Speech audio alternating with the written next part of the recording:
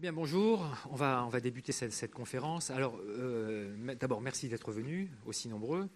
Je vais dire quelques mots sur Anne-Marie Mamontoff. D'abord, je la remercie d'avoir fait ce déplacement depuis Perpignan pour nous proposer cette conférence. Alors, quelques mots, et peut-être qu'elle se présentera plus précisément ensuite. Donc, Anne-Marie Mamontoff est professeure à l'Université de Perpignan. Elle est sociologue, psychologue. Elle s'intéresse au niveau de la recherche aux questions des minorités, aux problèmes de l'identité. Donc on voit bien minorité, identité, on voit bien qu'il y a des liens avec notre réalité régionale et les travaux de recherche qu'elle mène peuvent évidemment nous intéresser. Anne-Marie Mamontoff est également directrice de l'UFR Tourisme Hôtellerie Internationale, donc toujours à l'Université de Perpignan. Donc là aussi, le lien avec le tourisme est évident par rapport à nos préoccupations locales. Et dernière peut-être précision, c'est par rapport à la thématique qu'elle va aborder aujourd'hui. Ça concernera donc la valorisation du patrimoine des minorités. Et donc c'est aussi une approche sociologique du tourisme. Donc voilà, Anne-Marie, je te laisse te présenter peut-être plus en détail et ensuite on t'écoute. Merci. Alors d'abord, je remercie très vivement Xavier Peraldi d'avoir eu l'extrême gentillesse de m'inviter. Je remercie aussi le Centre culturel de cette invitation et je suis extrêmement heureuse et honorée d'être parmi vous. C'est la première fois de ma vie que je mets un pied en Corse et je vous avoue que je suis sous le charme de cette île, le peu que je connais, puisque je suis arrivée hier après-midi, et je trouve que vous habitez dans un endroit magique. Voilà. Alors, pour les présentations, Xavier Peraldi a tout dit, et je vais donc rentrer dans le vif du sujet, dans cette magnifique salle. Je vous avoue, je suis un petit peu aveuglée par les lumières, intimidée par cette assistance nombreuse que je remercie déjà d'avoir eu la gentillesse de venir. Alors, moi, je vais vous parler dans l'intitulé qui n'est pas tout à fait le même que celui qui figure dans le programme. En fait, je vais vous parler de patrimoine immatériel d'une minorité qui est la minorité tzigane, et des processus inconscients de discrimination considérés comme un obstacle à la valorisation touristique de ces minorités. L'objectif de ce travail, donc, est de mettre en lumière que s'il y avait une reconnaissance d'un patrimoine culturel immatériel, que je vais appeler PCI, pour ne pas répéter toujours patrimoine culturel immatériel. S'il y avait une reconnaissance de ce patrimoine, cela serait évidemment un atout pour des minorités, telles les minorités tziganes,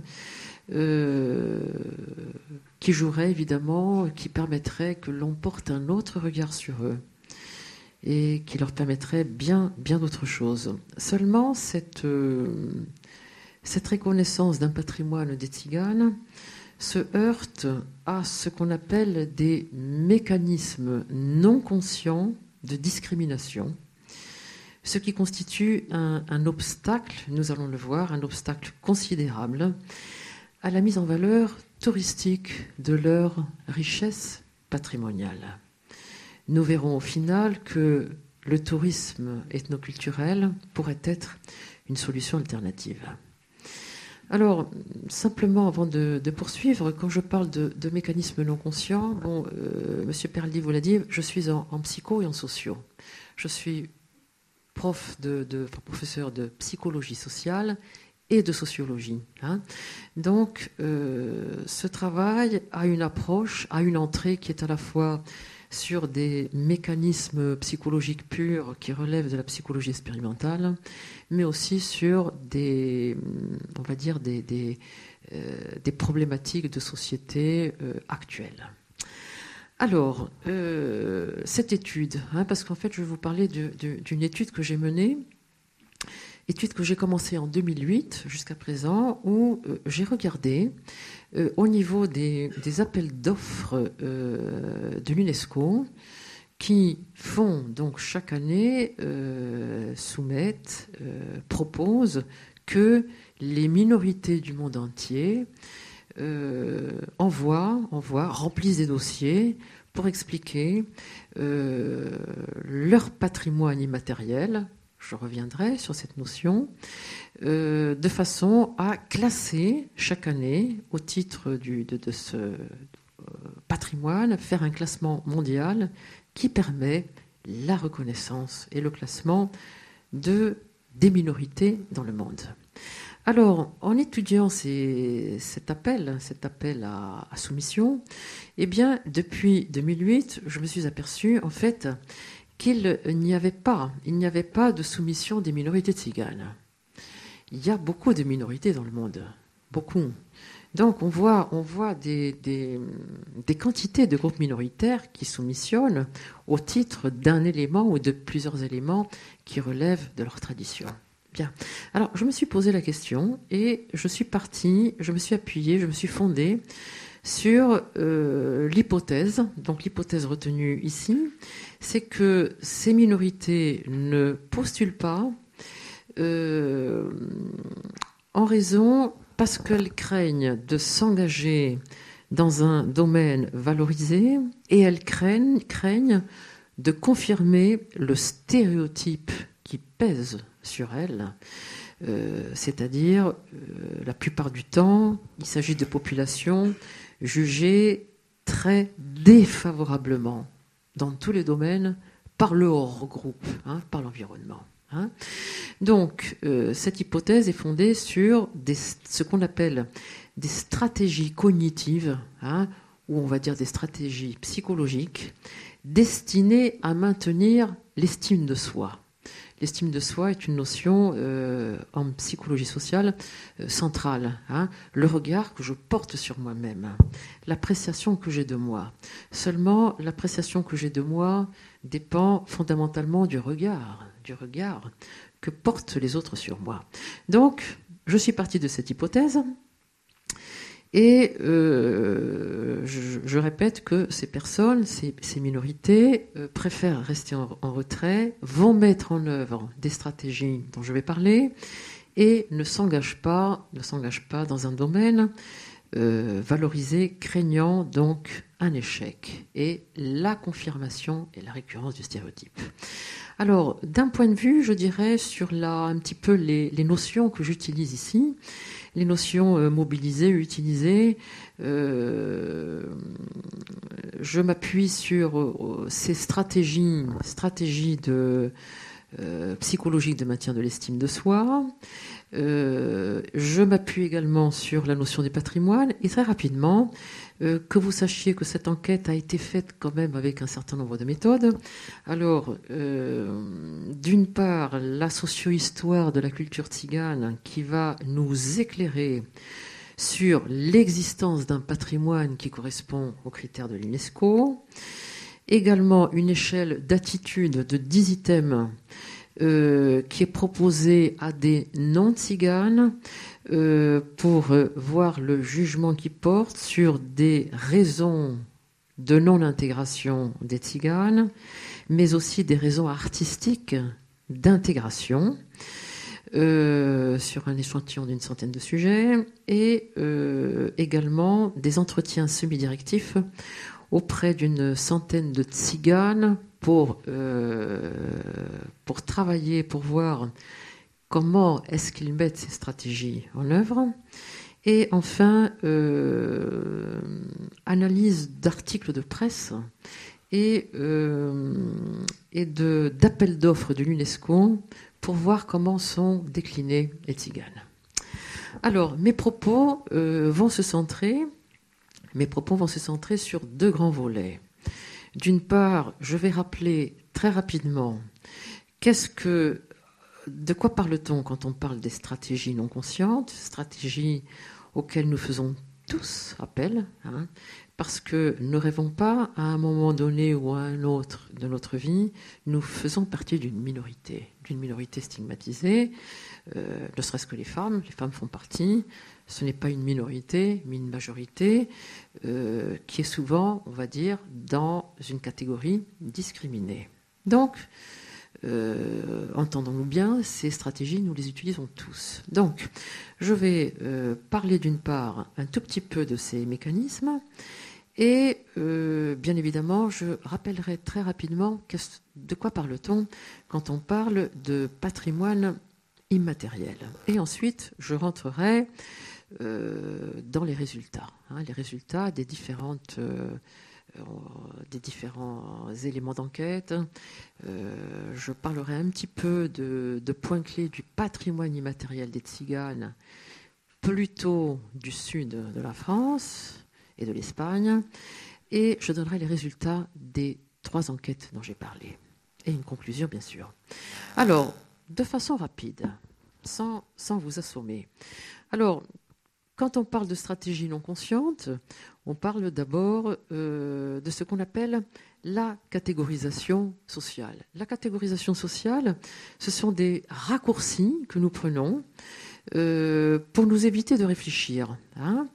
Ce qui signifie qu'on va classer, on va répertorier des individus dans des catégories spécifiques. Ceux que nous avons classés dans la même catégorie, on va les cloner, on va les rendre similaires. Et ceux que nous classons dans une autre catégorie, eh bien, il apparaîtra extrêmement différent, beaucoup plus que ce que ça n'est en réalité, que l'autre catégorie. Ça veut dire que cette catégorisation à laquelle nous faisons référence sans arrêt nous amène automatiquement une lecture stéréotypée de l'autre. Si je suis dans un supermarché et je vois un gitan qui vole un œuf à l'étalage, je vais dire automatiquement, même si je ne suis pas raciste et que consciemment je ne le suis pas et que je rejette ce stéréotype, eh bien, il va s'activer et je vais dire, bien évidemment, les gitans sont tous les mêmes, ce sont des voleurs. Et puis si j'ai classé les juifs dans une autre catégorie, je vais trouver qu'il y a un abîme entre les juifs et les gitans, alors que ça reste des êtres humains qui ont beaucoup de choses en commun. Alors ensuite, rapidement, sur 3 stratégies que nous employons sans arrêt les uns et les autres. Eh bien, c'est d'abord c'est la comparaison descendante. La comparaison descendante, eh bien, par exemple, je suis une femme, je postule à un emploi, je ne suis pas retenue, c'est un homme qui est retenu. Et je vais me dire, finalement, j'ai pas eu la place, mais j'ai quand même, il faut bien dire qu'en France, les femmes, nous avons quand même une reconnaissance, même si je n'ai pas été prise, et je vais me comparer aux femmes afghanes. Je veux dire, mais quand même, il y a bien pire que moi. Les femmes afghanes n'ont accès à rien. Bien, ça veut dire que d'un point de vue de la valorisation de soi, de l'estime que je porte à moi-même, je vais me conforter en me disant, finalement, qu'il y a pire que moi. Ensuite, la seconde stratégie, c'est le déni de la discrimination. Déni de la discrimination, de nouveau, je postule et c'est l'homme qui a été pris. Je vais préférer m'attribuer la responsabilité de l'échec et dire après tout, il a beaucoup plus de compétences que moi. C'est normal qu'ils aient pris un homme, il est plus compétent et je vais m'auto-attribuer la responsabilité de l'échec parce que je ne veux pas admettre que je suis rejetée, que je suis discriminée. Enfin, la dernière, le désengagement des domaines valorisés. Eh bien, par exemple, je suis étudiante et j'ai un petit faible pour les filières scientifiques, pour les écoles d'ingénieurs. Et puis, au moment de m'inscrire dans une école d'ingénieurs, je vais dire quand même, je ne vais pas être au niveau. Je vais me trouver confrontée à une arène d'hommes. Ils sont beaucoup plus forts. Je ne vais pas m'engager dans ce domaine. Donc, quel est malheureusement le résultat de ces 3 stratégies? Eh bien, c'est qu'il y a un coût social élevé. Il y a un coût social élevé parce que, avec ces stratégies, finalement, je m'écarte de la scène sociale et je ne veux pas prendre conscience que je suis écartée de beaucoup de domaines. Je suis écartée du domaine professionnel, politique, culturel, et cela condamne toute possibilité de faire évoluer le statut de la personne ou du groupe. Alors, enfin, pour terminer sur ces petits points théoriques, de quoi parle-t-on quand on parle de patrimoine immatériel ? Alors, vous le savez tous, le patrimoine, la définition traditionnelle de patrimoine culturel en tant que réalité physique regroupe des choses tangibles. Des sites géographiques, archéologiques, les ruines, les musées, les parcs naturels. Vous avez ici, le peu que j'ai vu, je dirais des sites palpables absolument magnifiques qui relèvent de ce qui est tangible. Et cette notion de patrimoine est élargie par l'UNESCO depuis 1999 à celle de patrimoine culturel immatériel, PCI. Alors, ce sera en 1992 que les États membres emploient pour la première fois ce terme, expression, donc patrimoine culturel immatériel, pour désigner la production spirituelle des peuples. Alors, la production spirituelle des peuples, c'est très important. C'est très important parce que on verra après ce qui motive l'UNESCO à créer cette très belle notion de PCI qui évidemment suppose l'élargissement de la notion du patrimoine, mais qui évoque essentiellement les traditions, les représentations, les communautés culturelles, la mémoire sociale. Et si l'UNESCO accroît son intérêt pour ce patrimoine, eh bien, c'est parce qu'il représente une source d'identité collective. Et moi, c'est ce qui m'intéresse, puisque dans mes recherches, dans mon travail, c'est la psychologie interculturelle. C'est comprendre les différences, c'est comprendre les identités. Ce qui veut dire que ce patrimoine, pour moi, est un outil précieux, parce que finalement, il est donc source de diversité communautaire. Et cette création par l'UNESCO, finalement, s'est faite pour reconnaître, bien sûr, les spécificités culturelles, mais surtout, pour sauvegarder les identités régionales, quelles qu'elles soient. Sauvegarder les identités régionales qui, ne rêvons pas, sont mises en péril par la mondialisation. Et pas que la mondialisation. Alors, il s'agit bien de définir une notion qui relève de l'héritage, de la mémoire collective, des valeurs de chaque peuple. Et ces valeurs, évidemment, sont très liées aux événements de ce peuple, aux pratiques et aux lieux, aux endroits eux-mêmes. Qu'après environ 30 années de réflexion et de négociation entre les États membres, eh bien, l'UNESCO parvient à un consensus sur la définition de PCI. Donc le PCI, il s'agit des pratiques, des représentations, des expressions, des connaissances, des savoir-faire, ainsi que les instruments, objets, artefacts, espaces culturels qui leur sont associés, et plus précisément, la Convention de 2003 stipule que ce patrimoine se manifeste dans les domaines suivants: les traditions et expressions orales, y compris les langues, et surtout les langues qui jouent un rôle fondamental, les arts du spectacle, donc la musique, la danse, le chant, le théâtre traditionnel, les pratiques sociales, les rituels, les événements festifs, la connaissance concernant la nature et l'univers, les croyances partagées et bien évidemment les savoir-faire liés à l'artisanat traditionnel. Dans tous les cas, j'insiste, cette définition correspond à la nécessité de maintenir les identités minoritaires, les identités régionales qui sont très, très remises en cause par les politiques uniformisantes, par les mobilités européennes, par la détérioration de l'environnement et par les mobilités touristiques qui font des ravages. Bien. Alors maintenant, je vais passer à la deuxième partie. En fait, qui concerne les résultats. Alors les résultats, qu'est-ce que c'est ? Les résultats, eh bien, c'est d'abord parler un petit peu du patrimoine des Tziganes, pour ensuite donner les résultats de l'enquête sur les non-Tziganes, les résultats des analyses de documents, de presse, etc., et les résultats de l'enquête menée auprès des Tziganes.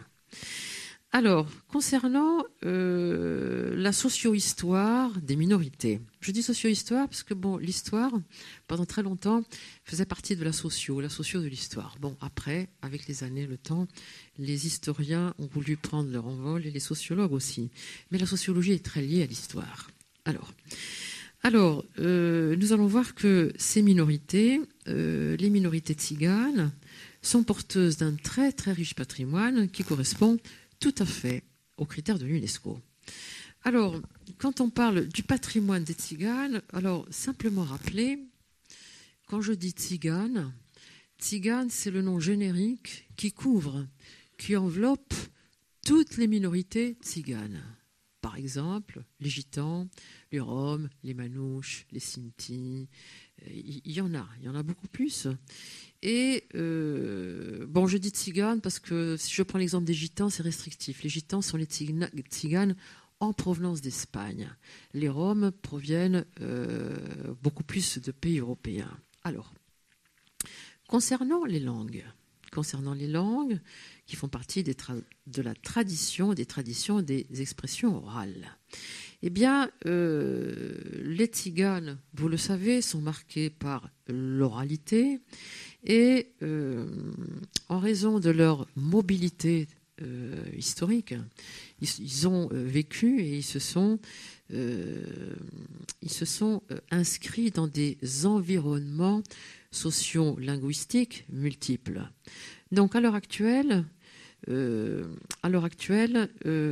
distingue une dizaine d'ensembles dialectaux. Pour vous les citer, quelques-uns, le balkanique, le carpatique, le russo-polonais, le finlandais, l'ukrainien, le kaldérari-lovari, ou vlax, le sinto-manouche, l'anglo-romani, l'ibéro-romani ou le kalo. Kalo, c'est chez nous, dans le sud. Il y en a d'autres.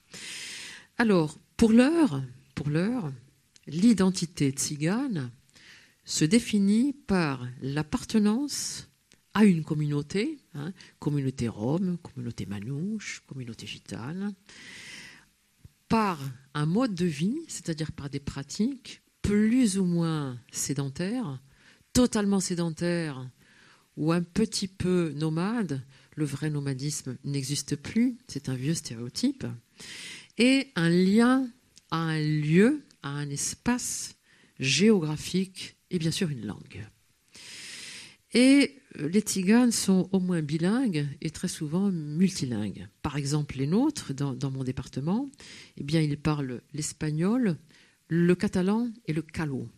Le calo et le calais, c'est un dialecte, c'est un très très fort marqueur identitaire.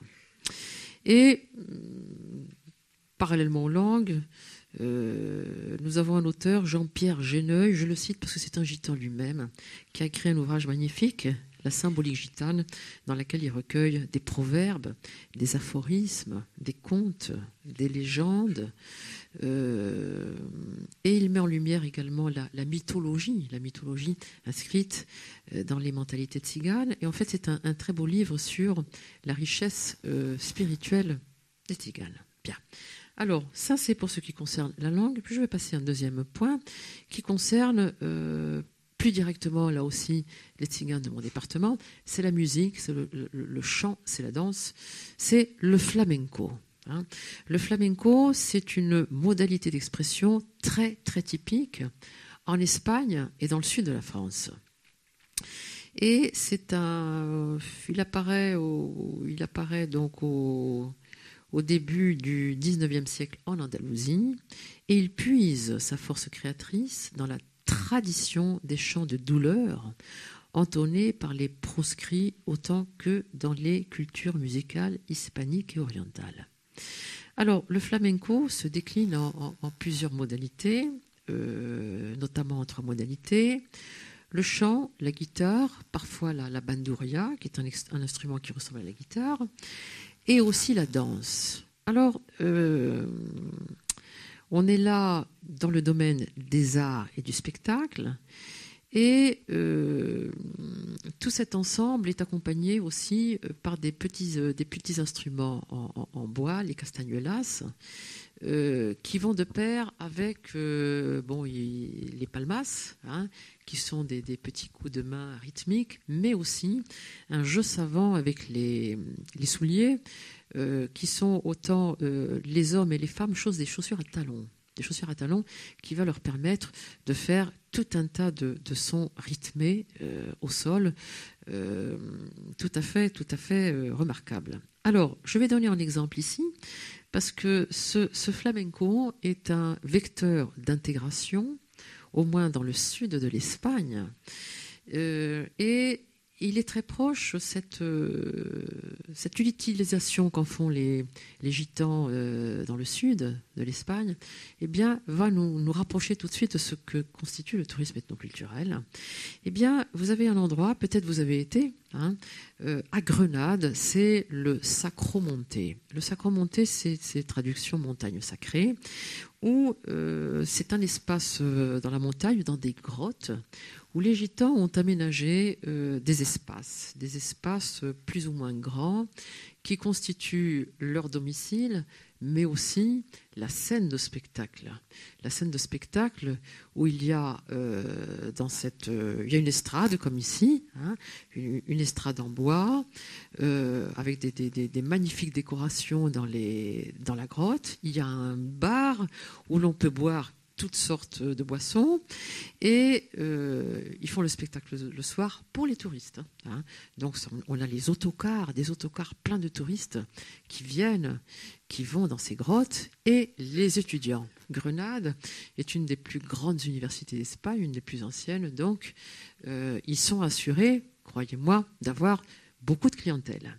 Et ce spectacle, eh bien, les gens boivent, bien sûr, ils s'asseyent, et puis vous allez avoir le spectacle familial, les hommes, les femmes, plus ou moins jeunes, plus ou moins âgés, qui dansent, qui chantent avec leurs robes, leurs costumes, les chaussures à talons, les castagnettes, les guitares. Et après, c'est un petit peu la concurrence entre les grottes, mais elles remplissent. Et nous avons d'ailleurs des grands artistes dans le domaine du flamenco, par exemple la Camboria, qui était une grande danseuse. Nous avons Paco de Lucia, Manitas de Plata, qu'on connaît bien à Perpignan, la mythique Lola Flores, n'est-ce pas, les Gypsy Kings, et il y en a d'autres. Alors, en dehors du flamenco, un petit peu moins connu, mais c'est la réalité, eh bien, les tziganes sont associés à l'essor d'autres genres de musique. Hein. La musique hongroise, ou musique de cabaret, le chant folklorique russe, la rumba, le jazz. Ils mélangent plus récemment des instruments comme la flûte, le violon, et qui vont utiliser dans des genres musicaux comme le jazz, le rock, le blues, la salsa. Et on va dire que depuis des siècles, les tziganes ont toujours baigné dans le domaine de la musique. Il ne faut pas oublier également que dans le spectacle, ils sont extrêmement associés au cirque. Hein. Au cirque, exhibition d'animaux, ours, singes, chèvres, etc. Le théâtre ambulant, les marionnettes, et nous avons également depuis 1950 des troupes entièrement tziganes, des troupes de théâtre, Nous avons le théâtre Rome à Moscou, le théâtre Roma en Pologne, le groupe de gitans de Molly-sur-Maya en Espagne, etc. Bien. Concernant les rituels, les événements festifs, là, il y a une très très grande richesse qui n'est pas toujours visible pour les non-tziganes. Alors vous avez les mariages, vous avez les naissances et vous avez les funérailles. Alors, moi, ça fait beaucoup d'années que je travaille avec ces personnes. Donc, j'assistais à des mariages. C'est extraordinairement beau. Et le côté rituel est quelque chose d'extraordinaire. Hein, le côté rituel, le respect du rite. Sachez en plus que les tziganes ne signent jamais un contrat comme nous, ne se marient pas ni à l'église, ni dans un temple, ni à la mairie. Hein. La parole donnée entre deux gitans, c'est suffisant. Vous voyez, nous, il faut qu'on signe un contrat, il faut qu'on tienne l'autre par le... Hein, on lui met la laisse et tout ça, c'est affreux entre nous. Hein. Mais les tziganes, c'est une parole donnée, c'est suffisant. Gare à celui qui va briser cette parole. Donc, c'est le rituel qui va les marier, hein, c'est pas le contrat. C'est pas le contrat qui va les attacher. L'attachement est moral, donc il est beaucoup plus fort que la signature d'un contrat. Alors, les funérailles, un non-tzigane ne peut pas assister aux funérailles. Alors, je termine sur ce point, sur le remarquable travail qu'ils font également sur la fabrication artisanale d'objets de bois, la récupération de matériel. Et c'est important de savoir, parce qu'on ne le sait pas trop, qu'ils ont aussi des talents concernant l'architecture et la peinture. Les expressionnistes sont nombreux. Ils peignent sur la toile, le verre, la pierre, et ces peintures donnent un rôle important à la femme, à la vie quotidienne, à la souffrance et à la liberté. Bien. Alors, donc ça, pour ce qui concerne quelques éléments du patrimoine des tziganes. Et je vais passer aux résultats de ma première enquête. Alors, je ne vous ai pas apporté un rétroprojecteur parce que je trouvais que c'était pas nécessaire, puisque j'ai que 10 items qui seront vite explicités ici. Alors, comment j'ai fait cette première enquête ? Donc, je rappelle qu'il s'agit d'une échelle d'attitude avec 3 possibles réponses. Je suis d'accord, je ne suis pas d'accord, je ne sais pas. Je ne sais pas, parce qu'il y a beaucoup de gens qui sèchent quand vous leur posez des questions sur les gitans, donc je préfère dire bon, je ne sais pas. Bien. Et c'est important de savoir que l'échantillon comporte, bon, il y a quelques chômeurs dans l'échantillon, mais essentiellement, il s'agit de travailleurs sociaux. Hein, ça, c'est important de le savoir. Des gens qui travaillent à l'Agence pour l'emploi, des gens qui travaillent à la mission locale d'insertion, des assistantes sociales, bon. Alors, il y a 10 items, 5 et 5. Les premiers 5 items, en fait, je vais interroger je vais proposer des assertions qui donnent en fait des éléments qui seraient un frein à l'intégration des tziganes. Et les 5 autres items, ce sont des atouts artistiques qui permettraient leur intégration. Alors, premier item, les gitans ne s'intègrent pas car ils vivent en communauté. Nous avons ici 100% d'accord. Ensuite, les gitans ne s'intègrent pas car ils sont démunis économiquement. 93% d'accord. Les gitans ne s'intègrent pas car ils ont un faible niveau d'instruction. 92% d'accord. Les gitans ne s'intègrent pas car ils vivent en dehors des normes de la société. 92% d'accord. Et les gitans ne s'intègrent pas car ils sont nomades. 86% d'accord. Donc, on constate qu'il y a quand même un consensus important sur une non-intégration, car ils vivent en communauté, qu'ils sont démunis économiquement, qu'ils ont un faible niveau d'instruction, qu'ils vivent en dehors des normes et qu'ils sont nomades. D'accord, hein, on est dans le cliché classique. Ensuite, je propose 5 atouts qui permettraient leur intégration. Les gitans peuvent s'intégrer car ils ont des capacités artistiques. 95% d'accord. Les gitans peuvent s'intégrer car ils sont doués manuellement. 90% d'accord. Les gitans peuvent s'intégrer car ils sont créatifs. 89% d'accord. Les gitans peuvent s'intégrer car ils ont une culture riche. 73% d'accord. Et ensuite, ça c'est la question piège, les gitans peuvent s'intégrer car ils sont doués intellectuellement.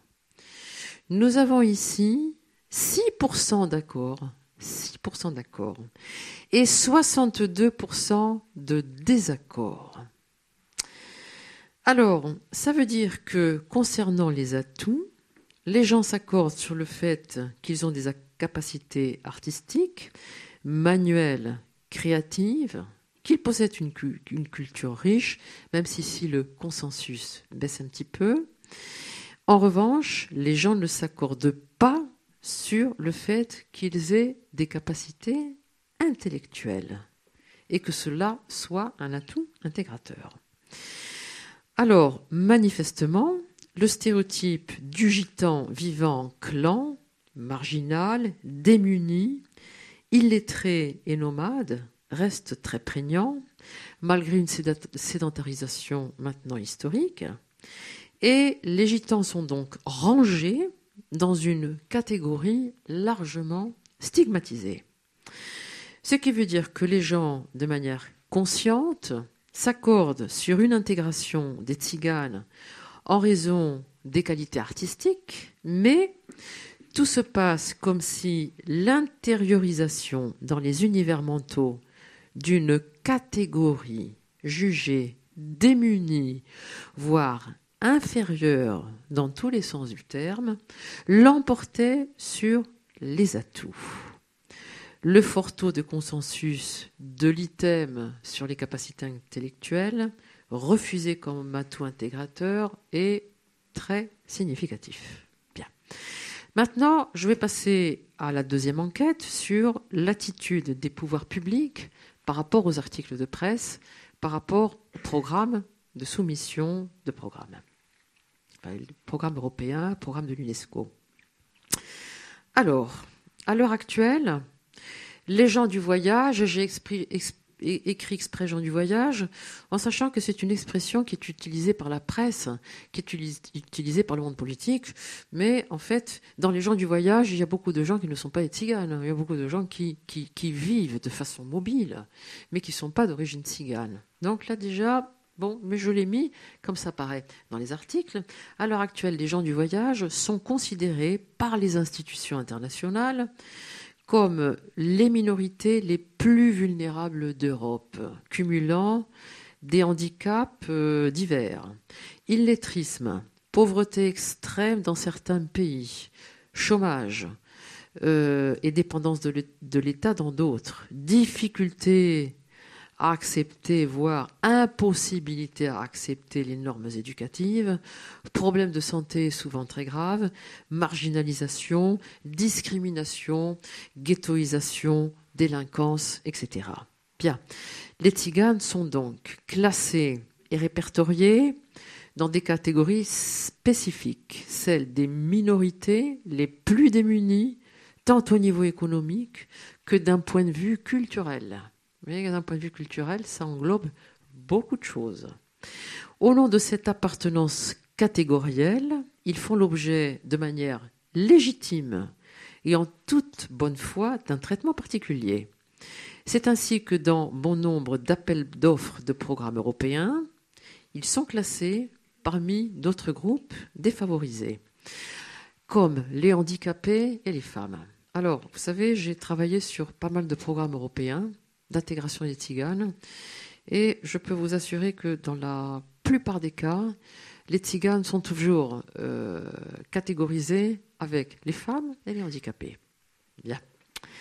Alors, je vais citer souvent les objectifs énoncés correspondent toujours à des volontés d'améliorer les conditions de vie et l'accès à la connaissance. Je cite. Lutter contre la marginalisation des populations gitanes sédentarisées et confrontées à des grandes difficultés d'adaptation aux sociétés dans lesquelles elles se trouvent immergées, formation en vue de créer des activités fournissant des revenus, de la connaissance et de la reconnaissance sociale. Ça, c'est du répertoire de projet Leonardo da Vinci, 1995, programme que j'avais obtenu à l'époque pour l'intégration des minorités. L'UNESCO a proposé, à partir de 1994, un soutien pour la mise en œuvre de projets de développement culturel pour les Tziganes du sud de l'Europe dans les termes suivants. Une pochette d'informations sur la dynamique créative des Tziganes sera préparée sur la base d'un inventaire de leur expression culturelle dans le domaine des représentations artistiques et sociales. On espère que la diffusion de cette pochette contribuera à faire comprendre l'apport des Tziganes à la culture et à faire disparaître le nombre de stéréotypes sur leur mode de vie. Soit dit au passage, je vous informe que en 2006, la minorité tzigane espagnole, andalouse, a postulé au titre 2006, a postulé au titre du classement mondial, a proposé le flamenco et ça a été refusé. Bien. Actuellement, l'Union européenne relance la problématique de l'égalité. C'est très à la mode. Les notions de mixité sociale qui plaisent beaucoup à la sociologie contemporaine, la mixité sociale. Et l'égalité des chances sont, je dirais, au cœur des débats et des préoccupations. Égalité, mixité sociale, équité, n'est-ce pas ? Et je cite la phrase d'une collègue sociologue qui travaille sur ces questions. Lorsqu'on se réfère à la mixité, nous faisons appel à des conduites sociales qui se réalisent entre individus ayant des différences catégorielles et entre des groupes ayant des cultures différentes. Il s'agit donc bien de décatégoriser les groupes et les genres, hommes et femmes, pour favoriser l'égalité. Seulement, dans la réalité, cela reste une utopie totale relevant surtout du discours et très peu de la pratique. Bien. Alors, on peut constater à ce stade que malgré les volontés explicites des pouvoirs publics de lutte pour l'insertion de ces populations et de reconnaissance de leur culture, cette catégorisation ou discrimination positive maintient le clivage entre tziganes et non-tziganes et perpétue ainsi les stéréotypes et les stigmates qui pèsent sur le groupe discriminé. Ce qui veut dire que de manière consciente, il y a une volonté de lutte pour l'égalité des chances. Mais l'intériorisation sur le long terme des différences catégorielles et des stéréotypes active de manière non consciente des pratiques discriminatoires. Et je passe maintenant à la dernière enquête, et puis je passerai aux conclusions.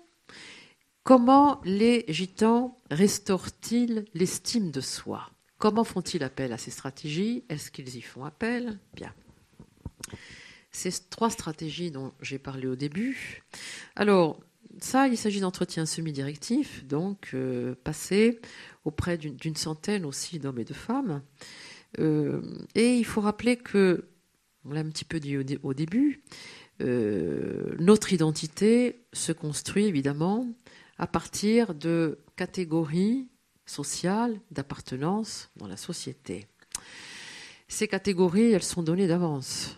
Ce n'est pas la même chose de naître dans une famille de ministres qui habitent dans le 16e, n'est-ce pas, que de naître dans une roulotte de gitans. Donc, les catégories correspondent à des conventions sociales. Elles sont données d'avance. Ça veut dire qu'il va falloir que nous vivions avec. Si nous sommes dans une catégorie qui est stigmatisée, montrée du doigt, parce qu'on est pauvre, parce qu'on est gitan, parce qu'on est noir, parce qu'on est une femme, eh bien, il va falloir faire avec. Alors, nous avons là une partie, un panel de recherche en psycho-expérimental pur, pour une fois, je vais dire, parce que je ne suis pas très partante pour la psycho de laboratoire, mais il s'agit là de résultats extrêmement très pertinents, hein, qui, ces 20-30 dernières années, nous montrent de façon très objective que même si nous sommes cibles de stéréotypes, parce que nous appartenons à une catégorie jugée, on va dire inférieure, eh bien, nous sommes capables de mettre en place des stratégies cognitives qui vont nous permettre de vivre bien avec nous-mêmes. Autrement dit, on pourrait croire que les populations stigmatisées ont une faible estime de soi, et bien c'est entièrement faux. C'est entièrement faux. Et ces stratégies se traduisent aussi dans notre jargon à nous par des biais perceptifs. Je vais biaiser la réalité, je vais biaiser ma perception de façon à m'apparaître, à me présenter moi-même sous mon meilleur jour. Alors, comme je l'ai dit, on aurait pu penser que les tziganes, extrêmement stigmatisés, ont une mauvaise appréciation d'eux-mêmes, et c'est loin d'être le cas. Alors, ils vont toujours s'arranger d'un point de vue cognitif pour préserver une identité valorisante. Alors, dans le cas des entretiens sémidirectifs, comment est-ce que j'ai procédé ? Eh bien, alors même si ça fait beaucoup d'années que je travaille avec eux, qui me connaissent, quand on travaille, quand on essaye d'avoir de faire parler les gens de façon sincère, eh bien, on se heurte évidemment aux mensonges. Hein. Les gens n'ont pas envie de dire qu'ils sont racistes. Les gitans n'ont pas envie de nous dire qu'ils ne nous aiment pas. Donc, ils vont nous dire des choses qui nous font plaisir. Donc, il s'agit de bâtir des outils qui nous permettent justement que les gens ne nous racontent pas, passez-moi l'expression, des bobards. Alors, si moi, par exemple, je demande à quelqu'un de la rue, et je l'ai souvent fait, je m'arrête, s'il vous plaît, monsieur, voilà, je mène une enquête rapide sur les minorités, je suis chercheur à l'université, pourriez avoir la gentillesse de me dire, c'est anonyme, je vais vous poser quelques questions, vous me répondez le plus sincèrement possible. Si je lui dis, monsieur, est-ce que vous accepteriez d'avoir un patron gitan ? Il me dit, oui, pas de problème. D'accord. Est-ce que vous accepteriez de partager votre chambre d'hôtel avec un gitan ? Oui. Ouais. Et ça vous gênerait d'avoir des voisins chez vous, là, une famille de gitans ? Bon, oui, pourquoi pas. Alors, si j'en ai 1 sur 100 qui me répond ça, je vais le croire. Mais si moi, j'ai mes 100 franchouillards qui me répondent que les gitans ne leur posent pas de problème, vous comprenez bien que c'est du pipeau. Alors, on a trouvé les psys, un outil qui est fabuleux. C'est ce qu'on appelle le questionnaire de substitution. Et c'est tout simple. Et là, je vais piéger mon interlocuteur. Et à ce même franchouillard, au lieu de lui dire, monsieur, est-ce que vous accepteriez de partager votre chambre avec un gitan ? Je lui dis, monsieur, voilà, j'aurais voulu vous poser quelques questions sur ce que pensent les Français. Pensez-vous qu'un Français accepterait de partager sa chambre avec un gitan ? Ah, il va dire, bien sûr que non, madame. Là, j'ai la bonne réponse. Donc, le questionnaire de substitution, je fais répondre à l'individu, je le fais répondre à la place de quelqu'un d'autre. Là, le gitan, la gitane, si je lui dis, écoute, est-ce que tu pourrais me dire, s'il te plaît, est-ce que tu as besoin, pour avoir une bonne image de toi, est-ce que tu as besoin de te comparer à une femme comme moi, à une femme blanche, parce qu'on est les blanches pour eux, les paillasses ? Ou est-ce que tu préfères te comparer à une gitane ?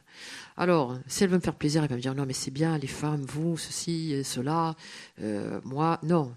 Si je lui dis, écoute, dis-moi, est-ce que tu penses qu'une femme gitane, elle a besoin, pour avoir une bonne image d'elle-même, est-ce qu'elle se compare à une femme blanche, ou est-ce qu'elle se compare à une gitane ? Elle va dire, non, mais elle se compare à une femme gitane, bien évidemment.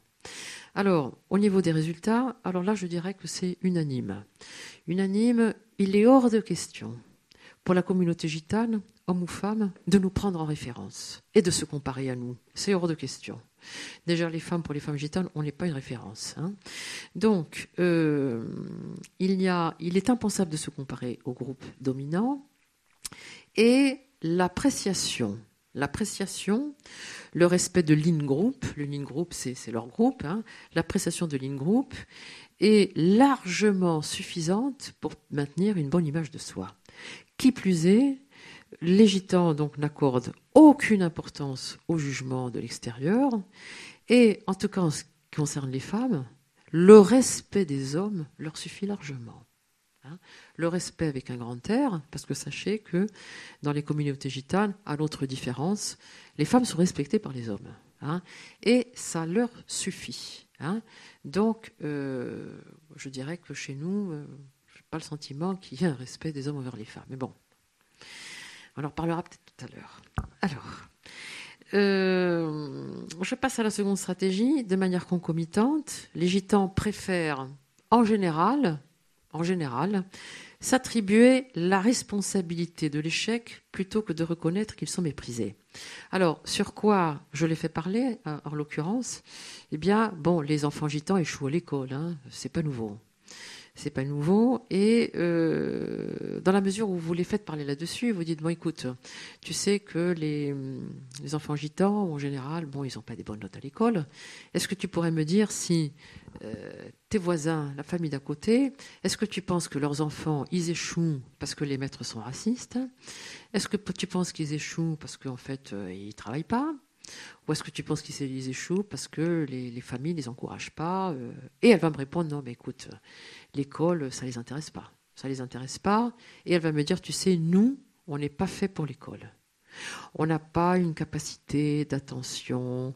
On n'est pas fait pour nous, les mathématiques, tout ça. On ne sait pas. On n'a pas votre intelligence. Bon, certaines réponses, on a un pourcentage de réponses quand même qui vont nous taxer de racistes. Alors l'école est raciste, mais je dirais c'est un pourcentage minime. Et enfin, la dernière stratégie, eh bien, on va les faire parler sur la possibilité, on leur rappelle qu'ils ont un patrimoine. Et on va leur dire, bon, mais écoute, pourquoi vous ne soumissionnez pas? Vous pourriez être classé au titre de flamenco, on a Manitas des Plata à Montpellier. Bon, et là, ils vont répondre que non. Hors de question que eux, ils soient candidats parce qu'ils ne seront pas classés. Donc, ils ne vont pas s'engager dans ce domaine. Alors, je vais passer aux conclusions. Alors, on va dire que théoriquement, la reconnaissance par l'UNESCO du PCI des Tziganes devrait permettre la sauvegarde de leur identité et la valorisation de leur culture. Ceci constituerait un élément fondamental pour amener progressivement une autre lecture chez le hors-groupe. Mais dans la pratique, nous l'avons vu, on se heurte aux mécanismes cognitifs non conscients activés autant chez les dominants que les dominés. Effectivement, nous avons vu qu'ils sont rangés dans des catégories stigmatisées et, à ce titre, ils font l'objet de traitements spécifiques par les pouvoirs publics, ce que on ne peut pas reprocher aux pouvoirs publics. Seulement, la discrimination s'engouffre de manière insidieuse dans des sociétés réputées modernes et démocratiques. L'Europe tente de promouvoir l'égalité des chances. L'UNESCO affiche une volonté de reconnaissance d'un patrimoine permettant la sauvegarde des identités minoritaires. Et dans tous les cas de figure, nous avons affaire au maintien de catégories discriminantes. Nous l'avons vu en 2006, refus du classement pour le flamenco. Les explications sont donc, à notre sens, ces explications ne doivent pas se réduire à invoquer des barrières racistes, même si on ne peut pas nier qu'il existe des barrages discriminatoires, bien évidemment qu'il y a des gens racistes. Mais il y a également des volontés et des politiques de lutte contre les inégalités. Et il faut prendre conscience, et c'est le but de ce travail, que l'explication se trouve en partie dans des mécanismes socio-cognitifs qui échappent à la conscience. Autrement dit, la discrimination est plus le fait de processus mentaux invisibles que le fait de volonté consciente de discrimination. La catégorisation des Tziganes en tant que groupe démuni nécessitant des aides peut laisser croire, en toute bonne foi, que l'on combat efficacement les inégalités. Or, le processus de catégorisation sociale rapproche les tziganes entre eux, les rendant similaires et leur donne le sentiment qu'ils appartiennent à un genre bien différent du hors-groupe. Les tziganes sont complices à leur insu de leur domination. Par ce biais, ils condamnent toute possibilité d'amélioration du statut collectif, ce qui rend impossible leur entrée sur la scène occupée par le groupe dominant. Alors, après ces constatations, il nous semble que la valorisation du patrimoine tzigane doit emprunter d'autres voies que celle d'une reconnaissance unesquienne. Dans cette perspective, nous pensons qu'une politique de développement de tourisme ethnoculturel peut être un vecteur d'intégration économique et sociale, autant qu'un moyen de réhabiliter des communautés qui ont perdu la possibilité d'exercer leurs pratiques traditionnelles. Préserver et valoriser le patrimoine intangible est à l'heure actuelle l'une des priorités de l'industrie touristique. Quel dispositif, quels moyens, quelles procédures mettre en place pour que ce patrimoine soit rendu visible? Comment développer l'intérêt touristique envers ces populations sans les dénaturer et en les faisant bénéficier des retombées économiques? Le tourisme ethnoculturel est envisagé ici comme un moteur économique, oui, mais surtout comme un outil d'intégration humaine permettant à des groupes démunis et exclus de retrouver une identité et des ressources, de recréer le lien social qui a disparu en raison d'une ghettoisation, d'une pauvreté accrue et d'une délinquance importante, et l'application d'une politique de tourisme ethnoculturel doit contribuer également à redonner une place aux gens du voyage dans ce nouvel espace sans frontières qui incite à la mobilité des citoyens. Voilà, je vous remercie pour votre attention